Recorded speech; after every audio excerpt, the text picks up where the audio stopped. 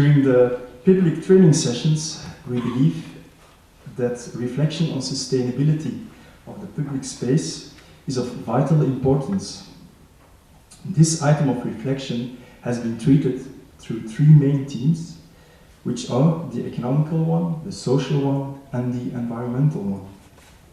Specialists have been invited to explain their research on one of these main topics. Tonight we have the opportunity to meet with an architect who has had a lot of influence with one of his most important books entitled Life Between Buildings, in which he explains how a city can be transformed into a place of well-being for people. He firmly believes that a good city is a city where the human scale in city planning is taken well care of. A city should open up, invite and include people, having different possibilities and activities, and thereby ensuring multiplicity and diversity. His working methodology is based on the principle that people's priorities are the most important driver in the planning process for cities. He utilizes the empirical survey and the mapping methods, which explores the way urban areas are used. He has developed these methods as a professor at the University of Copenhagen. One of his well-known quotes, "First life, then space, then buildings," is still at stake. His work has been honored with several international awards, such as the Sir Patrick Abercrombie Prize for exemplary contributions to town planning, as well as an honorary doctorate from Heriot-Watt University in Edinburgh. May we present to you Jan Gehl.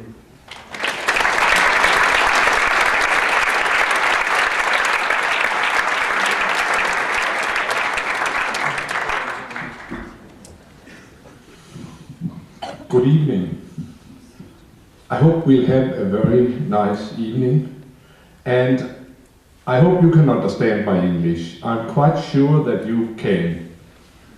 English is my second language, and I can speak 300 words. So whatever I can speak, you can understand. I'm quite sure. I think that, we come to that, but let's get started. Actually, here we start. I am planning to start with the story of my life in a very short version. I graduated in 1960. That's 50 years ago, for God's sake. And I was taught as an architect in the 50s. And I was taught about the modernistic ideas. The ideas of Corbusier and Gropius and Mies van der Rohe and less is more. And actually, I think that was the very lowest point in city planning's history. But I was young, and I believed in everything, and I went out of School of Architecture and was going to build all these high-rises standing in parks with families on all the floors. And then I married a psychologist. And at once we had a lot of good discussions at home, because a lot of young psychologists and young architects came together, and all the time the psychologists say, "Why are you architects not interested in people?" And we would say, "We are very interested in people, you know, aesthetics and visual quality and sequence of spaces and texture and whatever." And they say, "You know this much. There's so much more." And that was actually the beginning for me to take an interest in the life, because good architecture is always the interaction between shape, form and life. And all the time we focus on form, and that's very easy. The way we communicate as architects is by still photos. Many of the professors go out at 4 o'clock in the morning to be sure to photograph the buildings without people to confuse the students.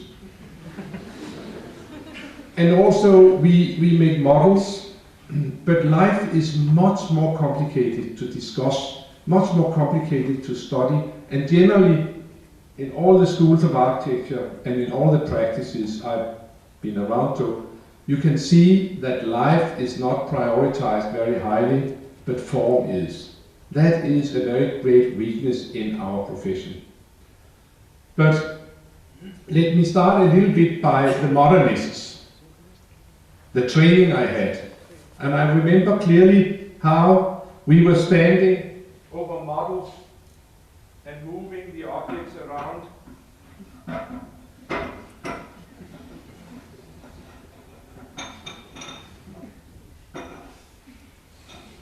Wow!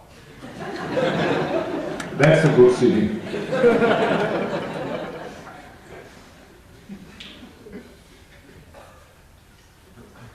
Those were the days of the modernists.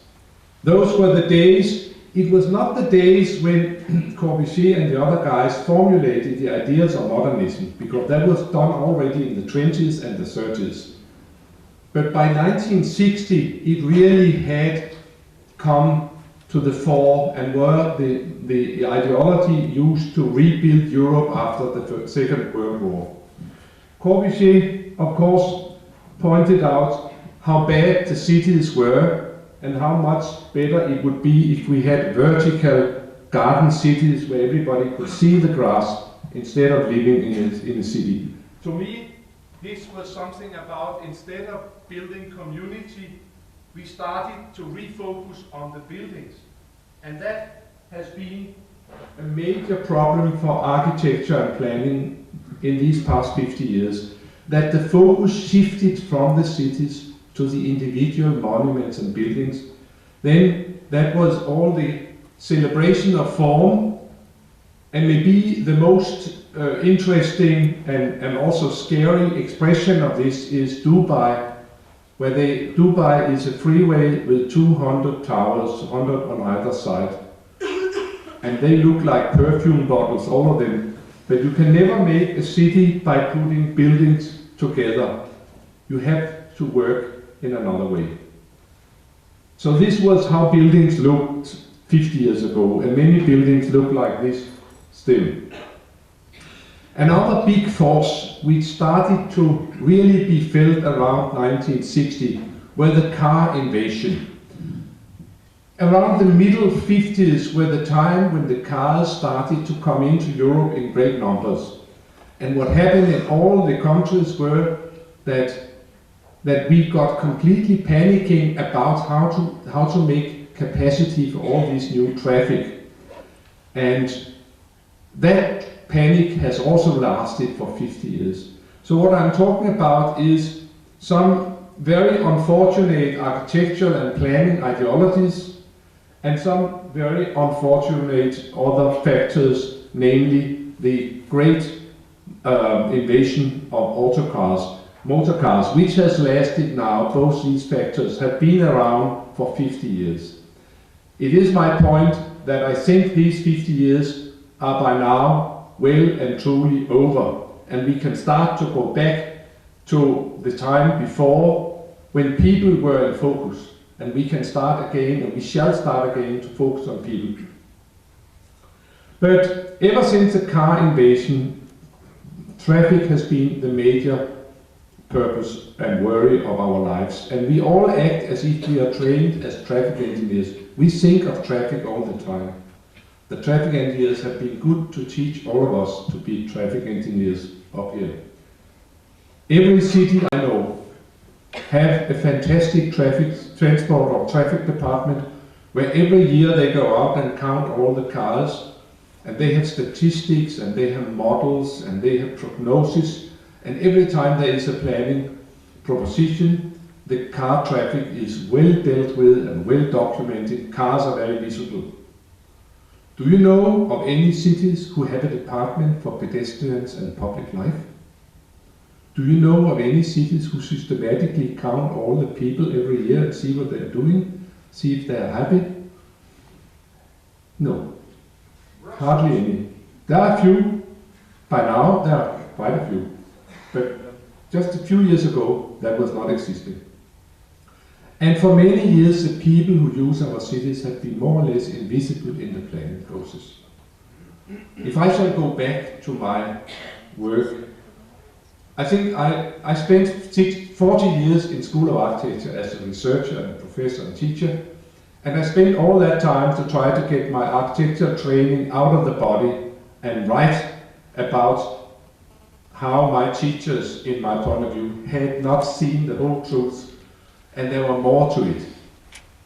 So it took me 40 years sort of to get rid of my education and a number of books. I was working all the time not to make the form visible, but to make the life visible, the people visible, so we can discuss the people and see what is importance of public life, what is important of the people in the project. How can we make better cities for people, not only for motor cars? I'm very proud that some of my books have over the years been used all over the world. Just this week, the little funny book Life Between Buildings came out in Serbian, and last week it came out in Polish. And a couple of months ago it was Vietnam and Bangladesh. I'm very proud about that because very few people are translated into Bengali. It even came out in Dutch, and that was the first language of all of them where it came out. And I got a copy here, which actually I now signed for Flor, who's sitting over there. Here you are, Flor. It was from 1978. After I finished being a professor and was retired, about that time I started a consultancy firm where we hoisted a flag saying, if you want lively, attractive, safe, sustainable and healthy cities, we can help you. And ever since, the telephone has been ringing from all over the world, and we have, in those 10 years we have worked, we have been assisting cities from one end of the world to the other, especially in Australia and in Europe, but recently also in America and in Mexico and also in the Middle East, whatever. We were also invited to come to Iceland, but we never heard from them after the first invitation. I don't know what happened there. I'll tell you a little bit about public space, because, and I use this book of Lars Gemsø and myself as a basis. Throughout the history of human settlements, public space has had three major roles. It's been the meeting place of people, it's been the marketplace, and it's been the connection space between the various functions in the city. If we look at the cities, we can follow these functions in various city types. Of course, there are the traditional city, where everybody is walking and meeting, market and moving is going on in the same room, and all is done by people, and you can integrate these things and do everything at the same time. You can carry your eggs, you can watch the girls, you can talk to your friends, and you can buy an apple, and the whole is in a nice balance. These cities we've had forever. That's a traditional city. But then from 1950s we started to have the invaded city, where gradually all the spaces were taken up, and more asphalt were laid out to accommodate the cars, and the school children had to run faster and faster to get across the streets. We have now, 50 years later, become so used to this that we've forgotten how nice the cities were way back.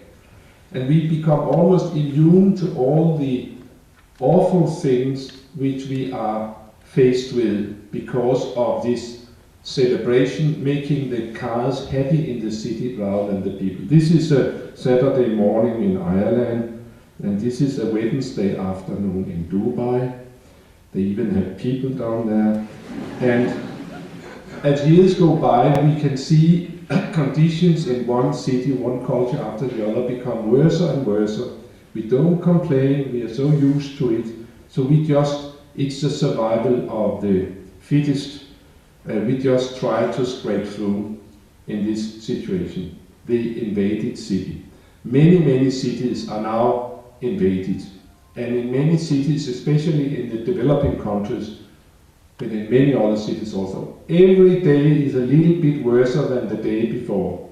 Because every day there are 5 or 10 or 15 new cars which roll out into the city and try to find place in the streets, and it just gets worse and worse and worse. And we know with this invaded city that the only thing to do about it is that somebody should put down their feet and say enough is enough. We cannot accept that the city gets worse every day. From now on we must make sure that the city becomes better every day. And there have been a number of fantastic politicians and leaders in various cities who have done just that, and this has led to the city becoming better day for day. Of course, if you don't do anything, then it just becomes so worse, so bad, that people doesn't go out anymore. There are many cities in the United States which are completely neutron bombed. There's not a rat or cat or person in the streets anymore. You have to drive from one house to the other. I remember a place in southern Mississippi called Meridian, where on the 4th day we saw a pedestrian, and everybody sitting inside the car were yelling, "Oh, there's a pedestrian over there." In that city, in the shopping mall, there was a big sign saying that everyone was allowed to do exercise in the shopping mall between 8 and 10 in the morning. That was the only time, that was the only place you could walk in that city. And gradually you can see these places where there's been no care for quality, be more or less abandoned. This upper street here is from a little city called Clarksdale, Mississippi. It's the main street in Clarksdale. And I was told that the blues were invented in Clarksdale. And I can really see them sitting there in Main Street inventing the blues. Then, of course, with all this motorism, there is a number of new problems popping up. That is the obesity epidemic, which now every 3rd American is grossly overweight. And you have to do all kinds of things, including running for your life in your lunchtime, to get some get some exercise. Or you have to pay to get exercise. You have to go to fitness if you can get up. What we know is that it's only certain people in certain periods of their life who have the energy and the money and the strength to do something about it. All the rest are in danger of being hit by the obesity epidemic. And for this reason, of course, it's a very good national policy, as they have in a number of cities now, to say in this city we do whatever we can to have people walk and bicycle as much as possible. That's the best health policy of all of them. We have had these 3 types of cities, the traditional, the invaded, and the abandoned. But since about the 1980s, we started to see some cities really turning around and starting on a new way. These cities typically wanted a much better balance between meeting, market, and motoring. They would not say this city is for motoring. They would say this city is for everything, but we must find a balance. And we've seen more and more cities take this sort of new road of being more people-friendly and showing more respect for public life. Typical of these cities would be that they are willing to put on certain constraints for their automobiles. But the other thing is that we've come to realize the importance of public life, especially when we don't have public life anymore. We realize that we have lost something important for our lives, for our societies, for our democracy, and for the social cohesion in our societies. So we come to realize that public life is very valuable, because now we have to work hard to make sure that we maintain public life. What these cities, if we shall sum up what these cities are doing, they want a lively, attractive, safe, sustainable and healthy city. And they have realized that if you're sweet to the pedestrians and sweet to the bicycles, you actually in one policy can address all 5 areas. And I call this a 1 stone 5 birds policy, that by one measure to make things good for the pedestrians and bicycles, you can actually address important issues in your city. I'm sorry about the birds, but that's a way of expressing it. So we see now many cities starting towards such a policy and using the pedestrians and the bicycles as a vehicle to have an other more friendly city and a more safe and sustainable and healthy city. In this book of ours, we outlined 9 cities. The book is lying here for you if you want to see. We outlined 9 cities which by 2000 we thought really had turned around. There were 5 cities in Europe: Barcelona, Lyon, Strasbourg, Freiburg, Copenhagen. There were Portland in Oregon. There were Curitiba and Bogota, actually, Curitiba and Bogota in South America, and Melbourne in Australia. All of them having done miraculous things which were very inspiring. There are many more now, and every day we can see more and more cities. I've just been in Amman in Jordan, where they've done a remarkable job to say, the king said in Amman, I don't want my capital to be like Cairo. I want a city with a soul. So now they have worked to have a soul in Amman, and it's very impressive what they've been doing. So there are so many examples of cities turning around, realizing that we would have a balance between meeting, market and motoring. I should tell you, of course my idea was now to during the next 2 hours to go through all these nine cities. But I think that we will refrain from that and just tell you about a couple of them. I'll tell you about my hometown of Copenhagen. Copenhagen started 47 years ago, in 1962, actually 48 years ago. In 1962 they pedestrianized the first street and pushed the cars out. At that time this was really a pioneering thing, and everybody was yelling, we are Danes, we are not Italian, it will never work in the north, people will not come here and all the shops will go broke. It worked wonderfully, and in a few years we were Italians. And it has been such successful that they have continued to add new pedestrian areas and pedestrian priority areas. They have continued with this policy of making a more and more friendly city in Copenhagen all these years. Just to give you an idea when that was in 1962. That was just about the time I described when I graduated, and also it was just about the time when Jan Gehl wrote her famous book, The Death and Life of Great American Cities. And basically what Jan Gehl wrote was, if the city planners with modernistic ideas are let loose, and if the traffic engineers are let loose, if these two forces are allowed to continue, we will kill all the great cities in the world. She yelled this very early, and it's interesting that they started in Europe about the same time. They didn't know about Jan Gehl, of course, but they reacted to the same forces. In Copenhagen, gradually, they have cleared every single square of parking. So now all the squares are people squares. And we had a very fantastic traffic engineer. He always thought that a good traffic engineer is one who keeps cars away and out of the city and keep traffic stable. And he also thought, actually he was genius. He said, if they can't park, they won't drive. which is very clear and clever. So he started a policy of taking 3% of the parking of downtown Copenhagen out every year. And he said all the time, if you do it slowly, nobody will notice.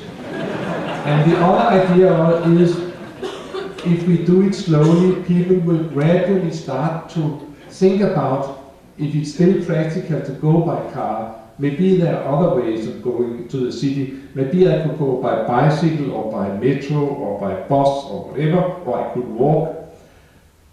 He has been at this for 25 years. And we have the lowest number of parking spaces in any city center in Europe. And actually in the Western world. And what is interesting also, we have much less traffic and we have hardly any traffic congestion because they have tried to balance the traffic in all these years.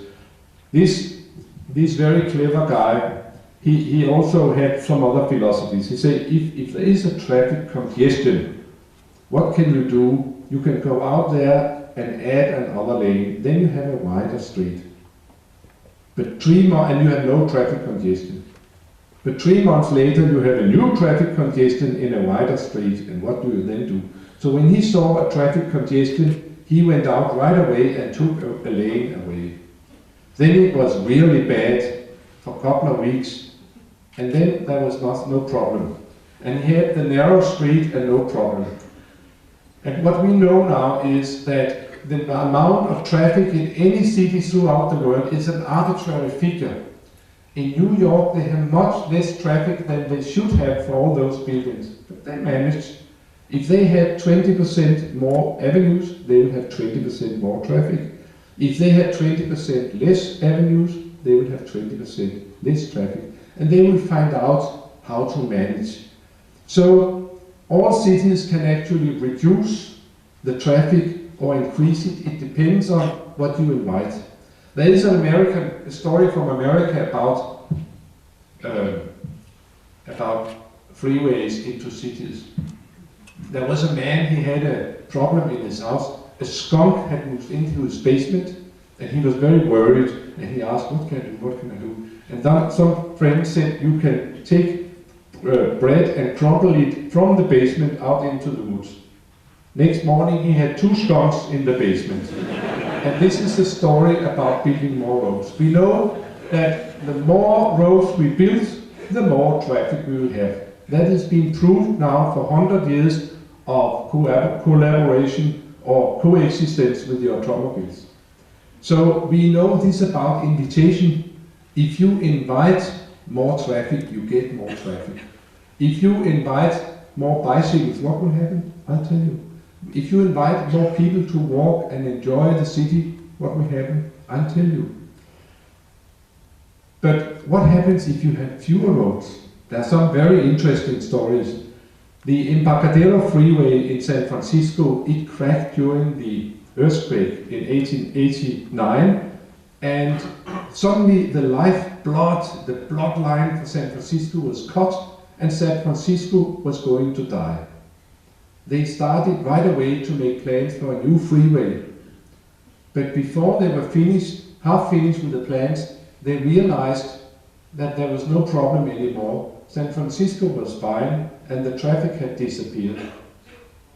Some people had moved into other people's cars and pooled the cars, and there were more people with public transportation. But San Francisco was good. So now they have started to take down freeways which have not been hurt by the earthquakes, and they've done that in a number of cities. There's a famous example from Seoul where the mayor, he spotted there was a river under the freeway, and then he said, let's take the freeway away, then we have a river in the city. He took the freeway away, and now there is a river. He never did anything and there was no problems. It's arbitrary how much traffic you have, which I think could be interesting in Brussels. In Copenhagen, they have improved the conditions for pedestrians every year for 48 years. And made more and more space, and it's not just a few little streets. It is a complete system where you can walk from one end of the city to the other without interruption. What we found in Copenhagen, and that is research from the School of Architecture in Copenhagen, is that it's very, very good to have data about people so that we can see what's going on and discuss what's going on. Copenhagen was the first city in the world who started to have data about the use of the city. That was done by the School of Architecture and has been done now through 40 years. That means that we know exactly what has happened in Copenhagen. Every time they made better conditions, there were more people having a good time. The mayor wrote to the university at some point, if we had not had your data and surveys, we politicians would never have dared to make Copenhagen one of the nicest cities in Europe. They use, just like traffic engineers have their figures, we have our people figures, and they can be used to make a people policy. What we know about Copenhagen is that many more people now walk. But we also know that there are 4 times more people who are not walking, but who are enjoying the city. And this is a study from 1995, that's about 15 years ago. Now it's much more, but this is well documented. Every time they took a parking space away, 2 people came and sat. That means for every 14 square meter people space, there was another people sitting in the city. We've also seen an interesting, and this could be interesting also for you in Brussels, that is a shift of the way we use our cities. Because there are some cities where the city is used to get from one place to the other. I could mention maybe definitely New York, Tokyo, London. There's a number of places where there's a rush on the sidewalks and people are just going from one place to the other. But recently, in the last 20, 30 years, we've seen a shift, if it's possible. People now have much more time, they have a better economy, they have started to go traveling and have seen nice cities and other places. They want the nice things to happen in their hometown. So we've seen this change that 100 years ago everybody was out because they had to. 50 years ago they were pressed into the sidewalks by the cars. Maybe 40 years ago they started to have pedestrian streets which were conceived as shopping malls. What the streets are used for now is mainly recreation. If we ask people, not only in Copenhagen but also in Australia and Germany, this was done 20 years ago, why are you in the city? The majority would say, I'm in the city to shop. We put the same questions a couple of years ago in these various places around the world, and the majority now say, I'm in the city to be in the city. And if we ask them further, what are they doing? They are having a good time. They are enjoying the city. People now go into the city to enjoy themselves, to see other people, to follow what's going on in society, to use some of their great leisure time. So we call this the street life or the public life of the leisure time society. They are doing exactly in the city as they do in Mallorca and on Tenerife when they are on holiday. They are sitting around and looking at the girls and generally having a good time. Which is a shift from the days where everybody was running from one place to another. We can see signs of this shift in the development of the sidewalk cafe culture. All over the world we can see impressive increases in the number of sidewalk cafe chairs which are offered. Which is just a sign of that people now use the city for recreation and enjoyment, not only for rushing around from A to B. And that of course gives us new challenges of making cities which are wonderful so that people would like to come there, like to enjoy. We can also see this shift and also the great joy in having city life and cities worth being in. We can see that in the extension of the seasons. When all this started 40 years ago, we were told that you could never have sidewalk cafes in Copenhagen. It was too far to the north, and furthermore there was a health risk if there were dust in cappuccino, you would die. Then we pointed out that if you could die of dust in cappuccino, all the Spaniards and the Italians and the French would have been dead.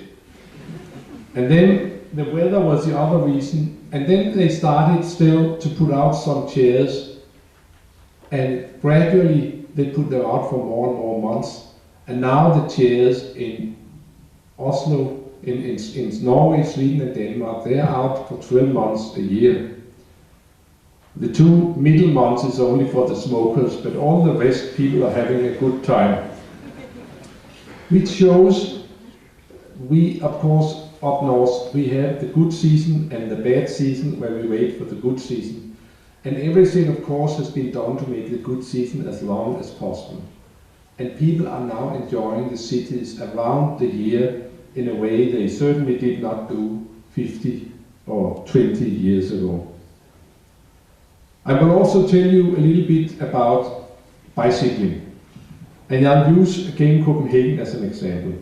The bicyclists were hunted in the 50s and 60s when the cars came in, but then it was realized that maybe everything should be done to encourage people and invite people to bicycle. This has been the policy now for 40 years. The city has a complete city-wide network of good bicycle lanes with a curbstone to the sidewalk and a curbstone to the traffic. You can really get from door to door. It has developed into a complete transportation network where you can transport anything. Every fourth family in Copenhagen with children have a 3-wheeled transport bicycle for the kids. So there are many of these 3-wheeled transport bikes on the streets and parked here and there. Everything has been done, many things have been done to make it safer and safer and safer to bicycle. They have bicycle crossings. We have now lights which comes out 10 seconds or 6 seconds before the light for the cars, so the bicycles can get across the intersections. We've started to have green waves for bicycles. If you pedal with 20 kilometers an hour at rush hour out of the city, all the lights go green and you never have to stop. Just 20 years ago it was for the cars. If you drove 60 kilometers you never had to stop, no way. Now the cars must stop all the time while the bicycles go by. We have not come to this stage yet.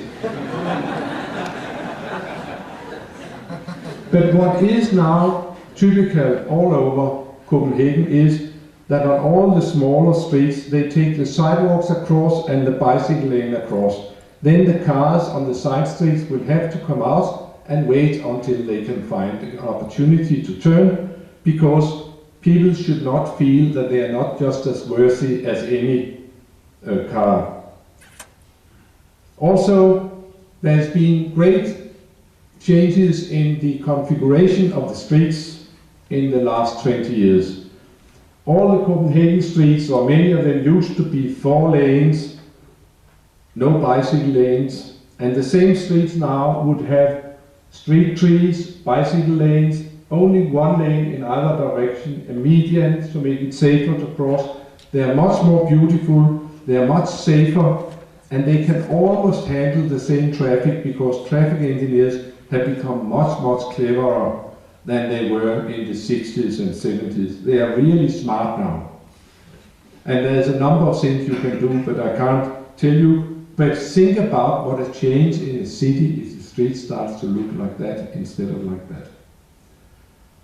To have a good bicycle system, of course, it should be integrated in the transport system so that you can combine trips with bicycle with trips with other means. Taxis must take 2 bikes. You never know if you meet a beautiful girl with a punctured bike and then you have to come out. The trains, of course, should have bikes. And the new metro, you can take the bike along in the metro. What has happened in Copenhagen, which is interesting, is that everybody bikes. We can see artists and actors and models and businessmen, whoever, pregnant women, children, whatever. Everybody bikes, old people and young people. It's a thing to do. Even our crown prince have been found to be bicycling. And his little boy is half Australian. That shows Australians can learn it too if they start early. What has happened? Because what has been done in Copenhagen, everything has been done to invite people to bike as much as possible.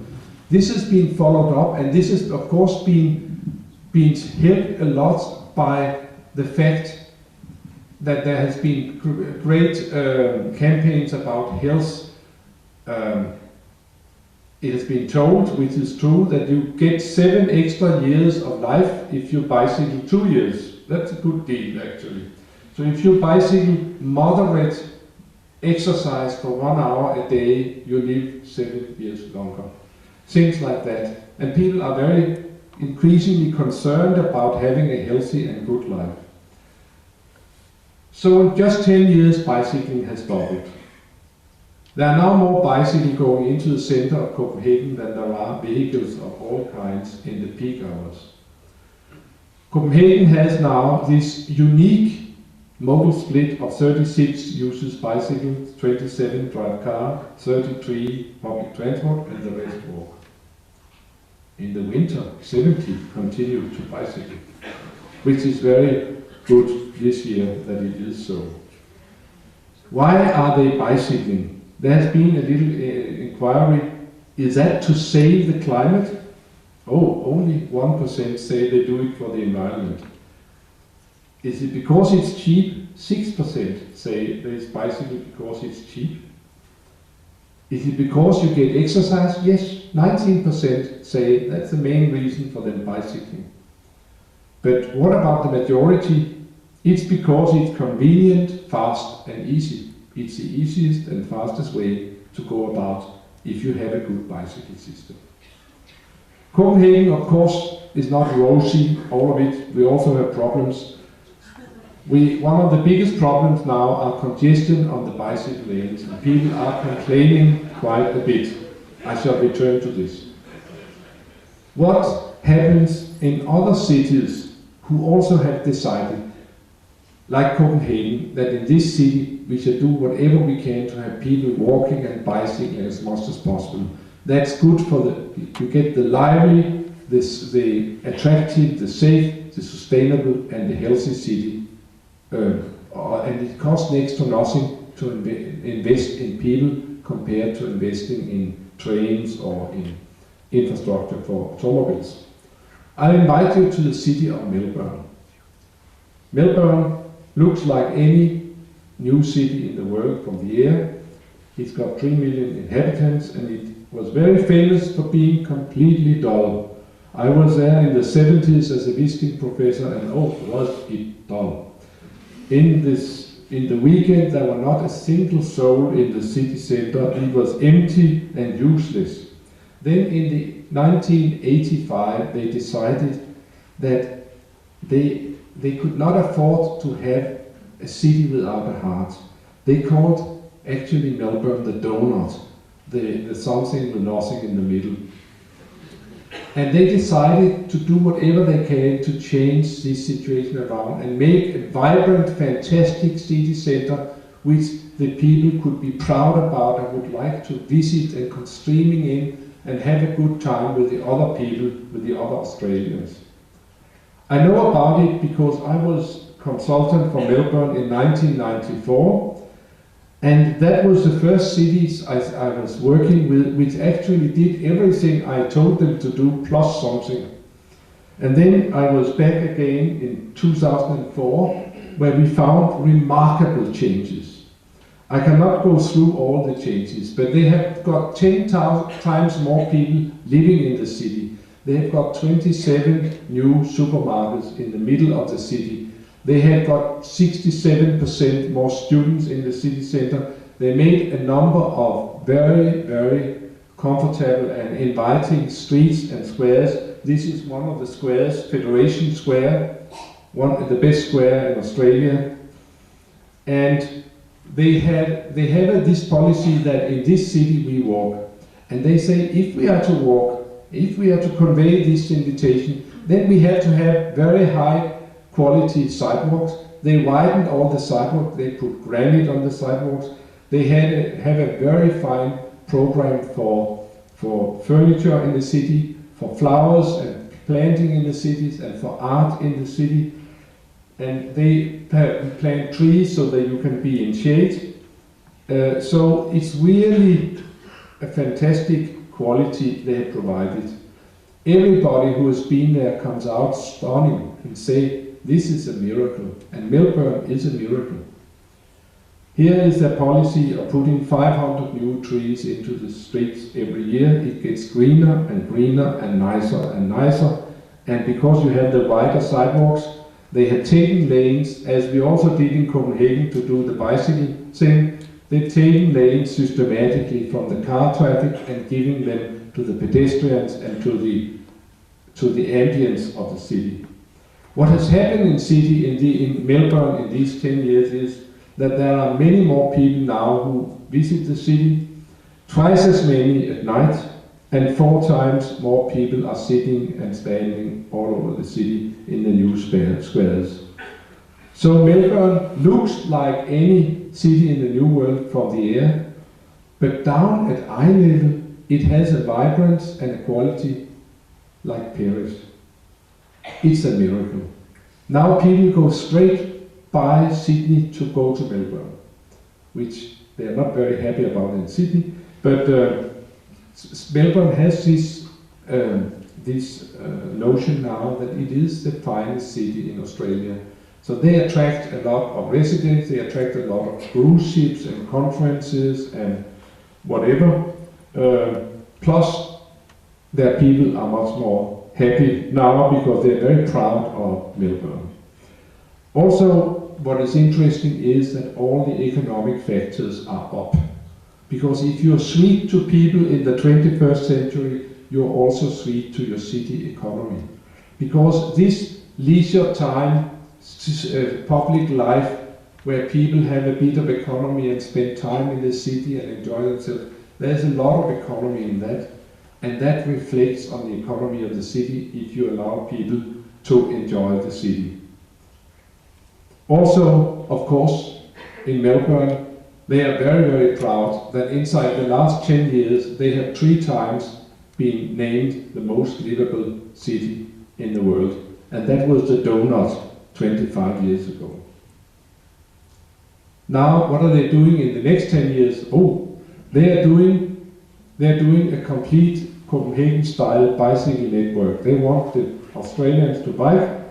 And what is a Copenhagen-style bicycle lane? That is actually, you can see it here on the left, that is that you have the parked cars to protect the bicycles, instead of having the bicycles to protect the parked cars. And in Melbourne they are now putting in these lanes all over the place, and they plan to have as many bicyclists as is known in Amsterdam and Copenhagen. What about Sydney? Yeah, Sydney, there's all this rivalry between Sydney and Melbourne, who are the biggest and whatever. But there should go 3 years after we worked with Melbourne. Then Sydney came and said, couldn't you come and Melbourneize Sydney? And now we are full speed Melbourneizing Sydney. We call it not Melbourneizing, of course not, but we're doing it. Sydney is very good for Olympics and World Summits of various sorts. It's very poor on the ordinary days. It's really lousy for people in the city center. Here is their main street as it is today. Too much traffic, a fantastic noise level, whatever, and it's going to be changed into a tram, bicycle and pedestrian street. Sydney now has a very firm policy to be very green and do a lot for people and for people and bicyclists. Bicyclists are sort of people, by the way. But they do a lot for walking and for bicycling. All over Sydney, you can see these signs that we do streetscape improvements and part of the new policy to build a sustainable city for walking and cycling. So all these cities, they connect walking and cycling with sustainability and livability. And Sydney is now full speed at it. Here they are starting the bicycle lane, and I must confess I was a little bit proud when I found that the Danish flag were flying over the scene. Then I realized, or I spotted, that that was the pub where our crown prince met his Australian lady, who is now the crown princess. So they've been flying the Danish flag now ever since. But anyway, they started on this corner, and this is a year later, where the flag is still there, and now they are putting in bicycle lanes in great speed in Sydney. What about, in the meantime, Copenhagen? They had a few problems, congestion on the bicycle lanes, and also they decided now to be the best bicycle city in the world. They have 37% now biking to work every day. They want to have 50% bicycling to work every day. They're working hard on it. They just started a campaign to double the width of the bicycle lane to get rid of the congestion. We've done that for cars for years and years. Now they do it for bicycles. A bicycle lane can take 5 times more traffic than a traffic lane can take for cars. And so it's very good economy if you want many people through a section of a street to make wide bicycle lanes. This they are doing. Also, we have this problem of all these mothers or fathers with this. Now they have invented a plastic car which can take 4 of these. Actually, its transport for 12 people can now be fitted into 1 car parking spot. They're putting these plastic things up in the city. They're not exactly that green, but they're trying to solve that parking problem, because these have the same human rights as the other guys who have a car. And actually, can solve the problems for 12 and not for 1. The more progressive companies have started to have company bicycle helmets. And Copenhagen's new thing is that they have also made a policy about walking and public life. They say that we will have the finest city for people in the world. And they have put out a very specialized program for this. And one of them is that everybody shall walk 20% more by 2015. That's just 5 years we have to walk 20% more. So we better get started. But it's a very commendable thing when a city say we'll be the best in the world for bicycling and the best in the world for people. That's Copenhagen. Now we are ending soon. I'll tell you a little bit about New York. In New York, they have the mayor called Michael Bloomberg, and he started rather early after he became mayor to make a plan for a much more green in New York. And also they have plans. As it is now, there are 1 million cars, commuter cars, going into Manhattan every day, and they wanted them not to come. They say we have the most dense subway system in the world, and then they said, why not use bicycles in New York? We are very concentrated, it's a very compact city, it's very flat, and we have very wide streets. So we can have bicycle lanes all over the city. So they decided to do a number of things so that taxis and buses and subway and bicycles should make up the transport for persons, and then of course there could be deliveries. They got in 2007 a new and very, very dynamic transport commissioner, Janet Sadiq-Khan, that's the little lady out on the left. And she's only been in office for 2 weeks when she popped up in Copenhagen with some of the other people from New York and say, show us your city. and we got some bicycles for them, and they were there for 48 hours, and they were not off the bicycles at any point. We could not get them off. They went all over the city, and in the airport we managed to get the bicycles away from them. And then they said, we want a city like this one. When can we start? And then I was quick to say, let's start on Monday. And they say, deal. And they started in 2007 with this fantastic program of putting in 6,000 kilometers of bicycle lanes and also making New York a wonderful place for people, making public spaces. Because if you look closer to New York, it's not so good after all. Also, I should say that the policy they're doing in New York is not for Manhattan. It's for Manhattan, Bronx, Queens, Brooklyn, and Staten Island. It's all one city with 8 million people and one mayor. In New York, of course, you know that there's a lot of people walking from A to B on all the sidewalks. They're very crowded. If you look a little bit closer, there are no benches, there are no sidewalk cafes. It's only walk, fella, walk, don't stop. There's no room for anything but just walking. If you want to have a good recreation, we have always Central Park. It's 8 kilometers that way. Bicycling is not having a good time in New York either. They have this system that the bicycles should protect the parked cars. They painted them on the outside. They even have some posters showing the conditions for the bicycles.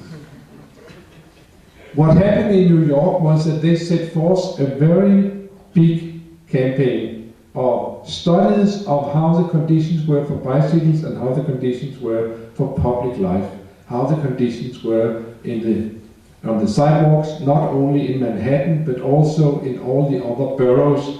We conducted, together with the people from New York Transport Department, we conducted studies, and that made basis for a big strategy which was published in November 2008.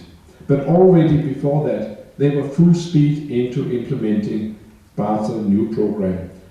Here you can see 9th Avenue in April and 9th Avenue in September with bicycle lanes protected by parked cars. Here is another view of the new bicycle lanes. They are now into many of the other avenues, and they are putting out bicycle lanes in all the boroughs with a speed you couldn't imagine. And then they have started this big program of finding less asphalt for the cars and more opportunities for the people. This is Madison Square in front of the Flatiron.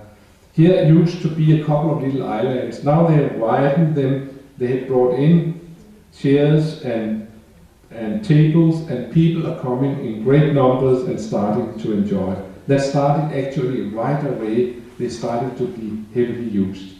And what about Broadway? They started to say they have in Paris Champs-Élysées, they have the Rambla in Barcelona, they have Oxford Street in London. What do we have here?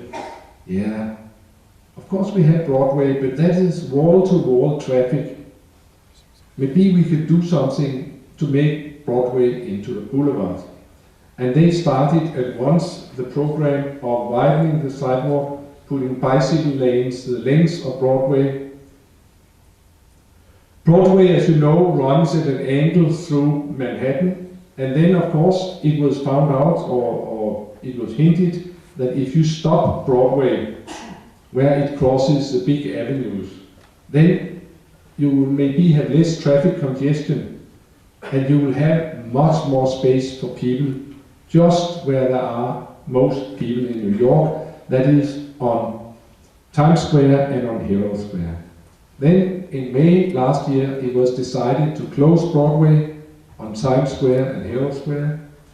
Here is Herald Square. You can see Broadway in an angle crossing the 6th Avenue, and now this is a heaven of green and tables and whatever. This is a close-up of Broadway as it looks today. It was done last May as an experiment.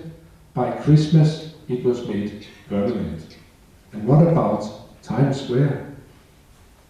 Maybe I should wait a little bit with Times Square, just say, what they are after in New York is having a lively, attractive, safe, sustainable and healthy city. The people are very, very positive about the changes. They have in 2 years put in 300 kilometers of bicycle lanes in the various boroughs, and they have made a number of really substantial public spaces in a number of the places where most people come. So they have really been friendly both to the climate and to the citizens of the city. They have this policy of one stone to kill the 5 birds. That's a cheap stone, you can do it very quickly, as shown in New York. Then if we go to Broadway, it was closed in May, and this is how Times Square looked today. And mind you, Brussels, if you can make it there, you can make it anywhere. Good luck, and welcome to the 21st century.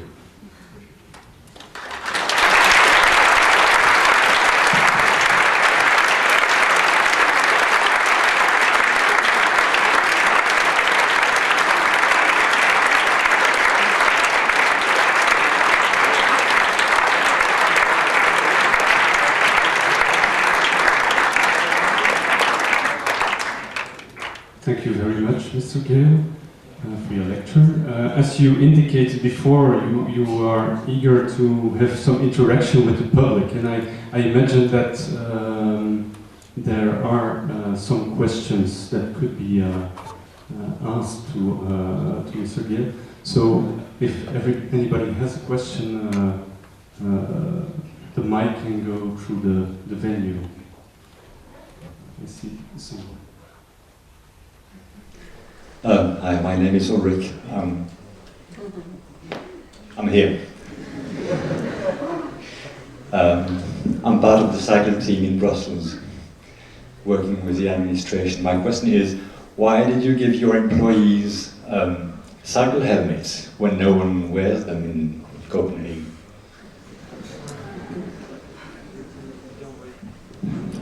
Good question. In Denmark, it's not compulsory to have bicycle helmets. In Australia, it is, you're forced to have bicycle helmets. They have found by surveys that if you make forced bicycle helmets on people, then bicycling will drop to about 1/2. So, and then they figured out it's much better not to be stern with a bicycle helmet, but have campaigns saying, please go with bicycle helmet, that's very clever and whatever. Because they found out that if they have twice as many people biking, they save many more health expenses in the long run than if they force the people to have helmets and then you have much fewer bicyclists. There are many people in many situations who doesn't like to have bicycle helmets. Some think it looks silly, some think you can't come to a date with a boyfriend, some think if they've been to the hairdressers they can't ruin the thing with that. So there are many good reasons. Also, if you go short trips, if I go to the tennis club, whatever. But if I go long trips, I take.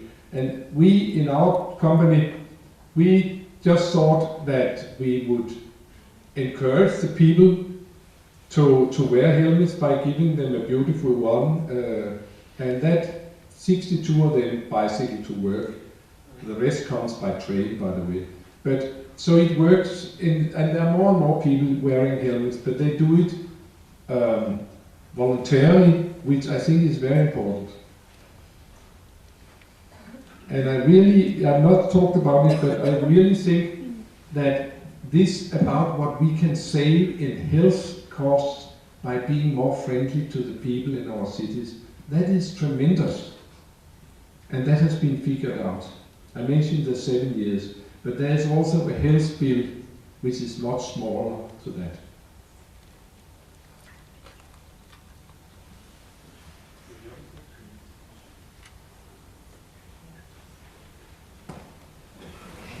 Hi, my name is Natalie. I'm particularly well acquainted with Bogota. You mentioned Can you speak slower? Yes, of course.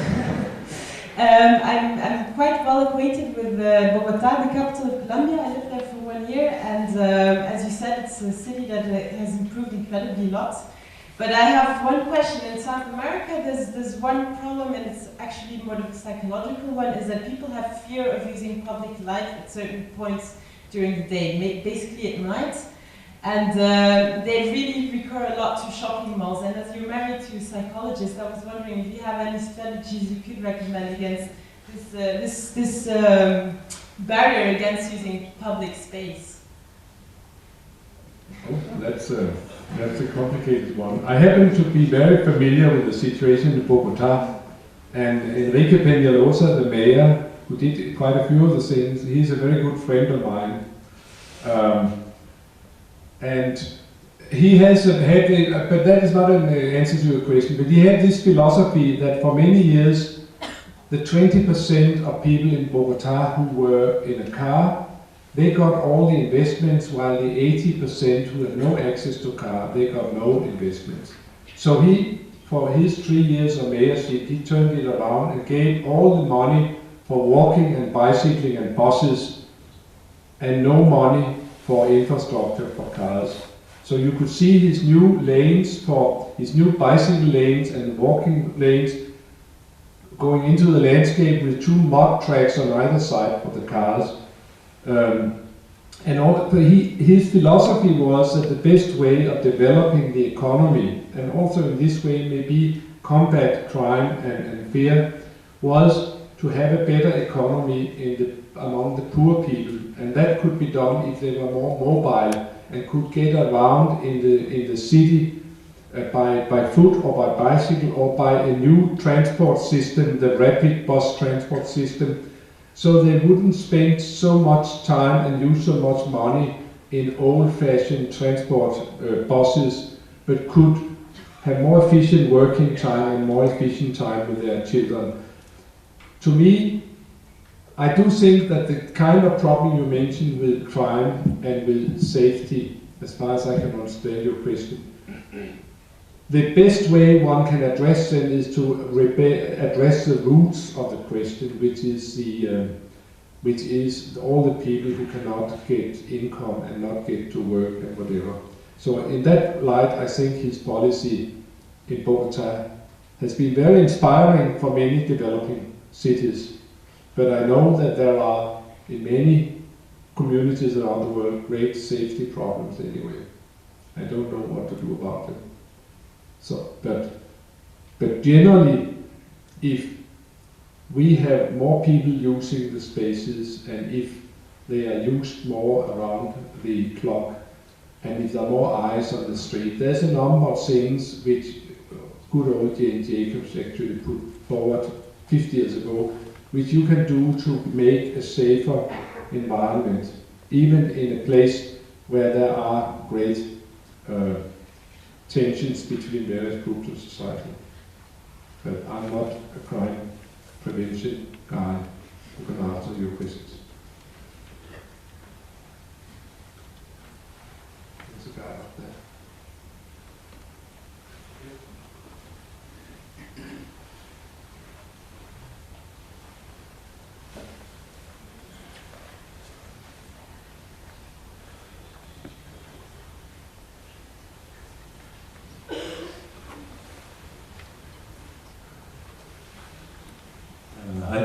You've given a fantastic lecture about cities.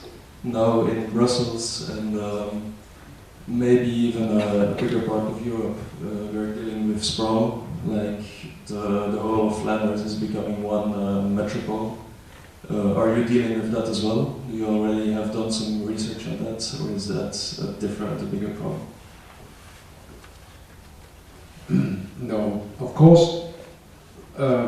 These are some of the problems which are addressed.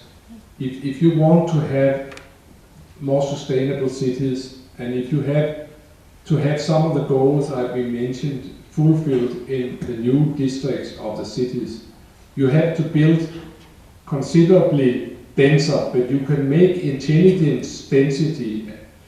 We have senseless density with just putting up towers like in Dubai, but you can make quite a... The density in Barcelona is higher than the density of Manhattan. So you can easily make a nice city if you're really careful. So that's one thing, that we can make much denser habitations. We can still have green space and we can have all the things we dream of, but we can be much more careful with the space. And then we can have built these as pearls on a string related to public transportation. This is being done in a number of countries, and we realize that we will not have cheap petroleum anymore. We will realize that we cannot burn so much energy, that we have to find ways of making our human settlements so that we move naturally during our daily day, and that we actually use some of our movements to solve some of the daily problems which could be to benefit for everyone. So good new towns are not made as silly old 19th or 20th century sprawl. Ta-da! I really think that we have seen a breakthrough of a new period, because people are sick and tired of the number of the things which was done in the 70s and 80s and 90s. We have realized that we haven't got endless cheap petroleum. We have realized that climate is a problem. We have realized that health is becoming a problem. We have realized that we want lively, people-friendly places to live with our children and our old people, whatever. So there is a very, very strong tailwind for these movements about making more people-oriented, more dense, sustainability-oriented cities, instead of using the old model of Dubai and whatever. I've been so impressed to see the changes. So of course, like places like New York, if they can do it, for God's sake, that's because the wind are changing.